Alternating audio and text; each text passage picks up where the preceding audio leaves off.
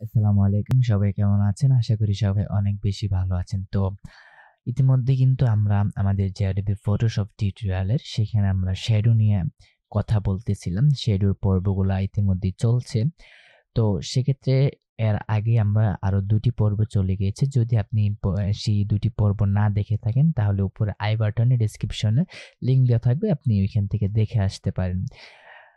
তারপরে মানে এর আগের ২ টি পর্বে আমরা দেখেছি যে আপনার ক্রিয়েট শ্যাডো আর হচ্ছে ১ম পর্বে আমরা দেখেছি রিয়েল শ্যাডো আর হচ্ছে ২য় পর্বে দেখেছি কোনো একটা প্রোডাক্টের শ্যাডো না থাকলে মোটামুটি কিভাবে শ্যাডোটা ক্রিয়েট করা যায়।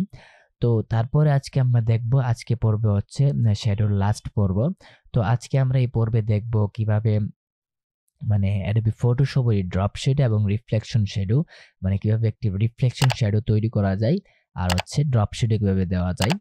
তো ইতিমধ্যেই আমি এটার ব্যাকগ্রাউন্ডটা রিমুভ করে নিয়েছি। আমরা এই প্রোডাক্টটা দিয়ে ইতিমধ্যেই সবগুলো ক্লাস শেষ করছি। তো এখন এটাকে যদি আমরা রিফ্লেকশন শ্যাডো করতে চাই, তো রিফ্লেকশন শ্যাডো হচ্ছে একটা গ্লাসের উপরে যখন কোনো একটা প্রোডাক্ট রাখা হয় নিচে থেকে দেখবেন একটু রিফ্লেকশন করছে বিষয়টা। তো আমি বেসিক একটু দেখানোর চেষ্টা করব ইনশাআল্লাহ। ভিডিওটি লং করব না। সো রিফ্লেকশন শ্যাডো দেখানোর চেষ্টা করব এবং ড্রপ শ্যাডো ২ টি জিনিস আজকে দেখানোর চেষ্টা করব। তো ভিডিওটি শুরু করি। তো ইতিমধ্যে দেখতে পাচ্ছেন এটা একটি প্রোডাক্ট আমি একটু উপরে নিয়ে যাচ্ছি এরকম বা এখানে রাখলাম। তো এটা রিফ্লেকশন শ্যাডো করার জন্য আমি এই প্রোডাক্টটাকেই আমাদেরকে আরেকটা কপি করে নিতে হবে। কপি করে নিচ্ছি। কপি করে জাস্ট এটার উপরে আবার আমি কি করলাম? মানে পেস্ট করলাম। তারপর এইটাকে আমি রোটেট করে দিতে হবে।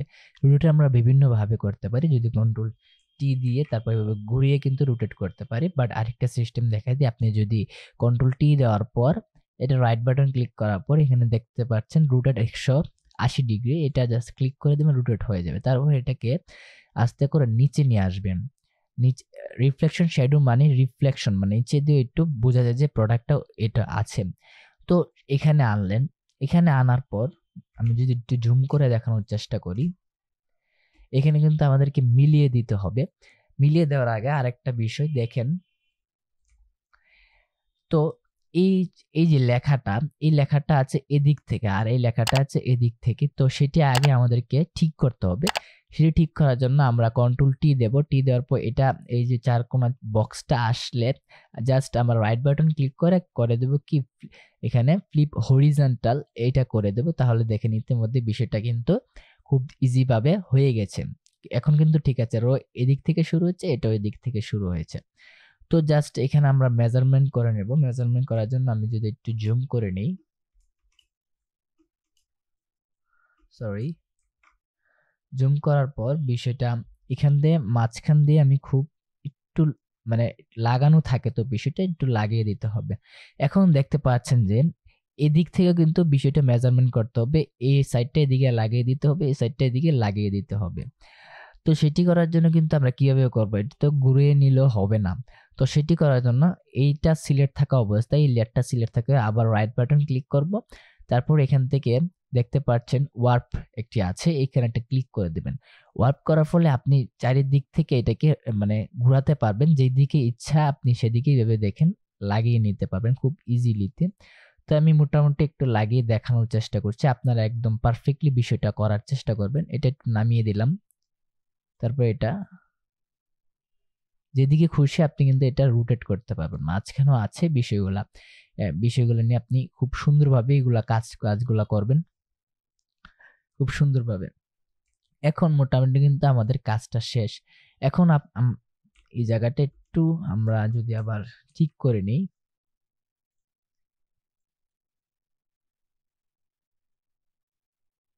জায়গাটা আমরা মোটামুটি ঠিক করে নিয়েছি। আপনারা খুব পারফেক্টলি করার চেষ্টা করবেন। তারপর এই লেয়ারটি সিলেক্ট থাকা অবস্থায় আমরা এটাকে একটু ব্লার করে দেব। ব্লার করার জন্য ইতিমধ্যে আমরা জানি ফিল্টার থেকে ব্লার, ব্লার থেকে গ্রেডিয়েন্ট ব্লার এখানে আসার পর আমরা মোটামুটি একটা মেজারমেন্ট করে নিতে পারি এখান থেকে আপনাদের ইচ্ছা মতো। তো মোটামুটি আমি মনে করেন যে এখান থেকে একটা রাখলাম। তারপর এখান থেকে আরেকটু বিষয়টা আমরা করার জন্য এখান থেকে কিন্তু আমরা অপাসিটিটাও এটা হালকা করে কমিয়ে দিতে পারে, অপাসিটিটা হালকা করে কমিয়ে দিতে পারে। তারপর মোটামুটি দেখা যাচ্ছে যে একটা ভাব আসছে, ছবিটার মধ্যে রিফ্লেকশন ভাব আসছে। আরেকটা জিনিস করতে পারেন, আপনি এখান থেকে কিন্তু ইরেজার টুলটার মাধ্যমে, ইরেজার টুল এটার মাধ্যমে হালকা করে একটু যদি এখান থেকে মানে স্মুথ জিনিসটা নিয়ে হালকা করে একটু মানে ব্রাশ করে দেন, তাহলে কিন্তু সেই বিষয়টা আরেকটু সুন্দর লাগে। তো ভিডিওটি বড় হয়ে যাওয়ার কারণে সেই বিষয়টা আমি দেখাচ্ছি না, আপনারা ইতিমধ্যে করে নেবেন, করলে আপনাদের নিজেরাই বুঝতে পারবেন বিষয়টা। তো এখন আমরা যে বিষয়টা দেখব সেটি হচ্ছে ড্রপ শ্যাডো। ড্রপ শ্যাডো প্রধানত আপনার লেখার মধ্যে দিলে অনেকটা সুন্দর লাগে লেখার মধ্যে। তো প্রোডাক্টও আপনি কিভাবে ড্রপ শ্যাডো আপনি ইউজ করতে পারেন সেই বিষয়টা একটু দেখানোর চেষ্টা করব। তো ড্রপ শ্যাডো দেওয়ার জন্য এই লেয়ারটি সিলেক্ট থাকা অবস্থায় আপনি কি করবেন, এই যে লেয়ারের উপর আপনি একটা রাইট বাটন ক্লিক করবেন, তারপর সবার উপরে দেখতে পারবেন ব্লেন্ডিং অপশন, সবার উপরে দেখতে পারবেন ব্লেন্ডিং অপশন, এখানে একটা ক্লিক করে দিবেন। ক্লিক করার পর সবার নিচে এসে দেখতে পারবেন ড্রপ শ্যাডো নামে একটি আছে, তো এখানে একটা ক্লিক দিবেন, এখানে রাইট চিহ্ন আসছে। তারপর এখান থেকে দেখবেন নরমাল অনেক রকমের আছে, সবগুলো আপনি একটু ট্রাই করে দেখবেন আপনার কাছে কোন জিনিসটা ভালো লাগে, বাট নরমালটাই বেস্ট আমার কাছে মনে হয়। তারপরে রয়েছে অপাসিটি, অপাসিটি আপনি বাড়াতে কমাতে পারেন, আপনার মনের মতো করে বাড়াতে কমাতে পারেন। তো আমরা 31 রাখলাম।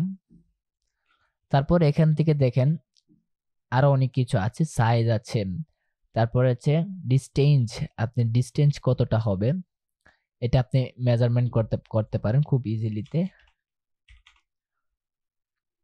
ঠিক আছে। তারপর সাইজ আছে, তারপর এখানে দেখেন কন্ট্রোল, এখানে আপনি কিভাবে ড্রপ শ্যাডোটা হবে দেখেন, এখানে অনেকগুলো জিনিস আছে, আপনি একটু ইউজ করে দেখবেন বিষয়গুলা।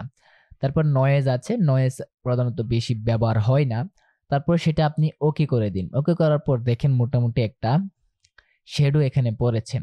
এখন প্রোডাক্টের ক্ষেত্রে আপনি এই শ্যাডোটাকে খুব ইজি ভাবে কিন্তু মানে ক্রিয়েট শ্যাডোর মতো আপনি ইউজ করতে পারেন। সেটি কিভাবে, আপনি লেয়ারে চলে আসেন, লেয়ারে চলে আসার পর একদম লেয়ারের সাইডে দেখতে পাচ্ছেন এফএক্স নামে একটি লেখা আছে, এফএক্স। তো সেখানে আপনি একটা ক্লিক করেন, সরি রাইট বাটন ক্লিক করেন।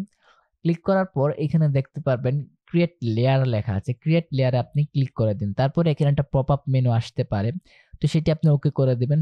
আর আপনি যদি এই পপ আপ মেনুটি এরা পরবর্তীতে না চান তাহলে ডোন্ট শো এগেইন, সেটিকে রাইট বাটন ক্লিক করে জাস্ট ওকে করে দিবেন। তো ইতিমধ্যে দেখতে পাচ্ছেন এই শ্যাডো মানে এই প্রোডাক্ট লেয়ারের নিচে একটি শ্যাডো লেয়ার তৈরি হয়ে গেছে।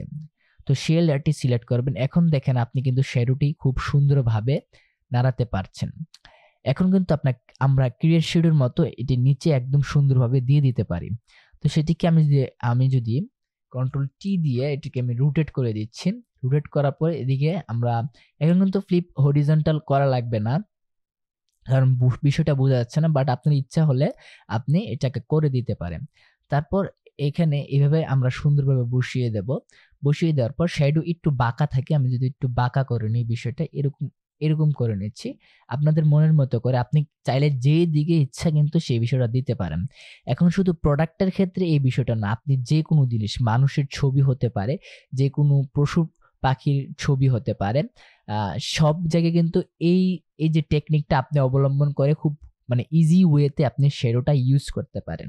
তো এখানে জাস্ট আমি খুব সুন্দর একটু মেজারমেন্ট করে দেব, বিষয়টাকে খুব সুন্দরভাবে মেজারমেন্ট করে দেব। তারপর এটাকে আমাদের কি করতে হবে, ওয়ার্প করে দিব।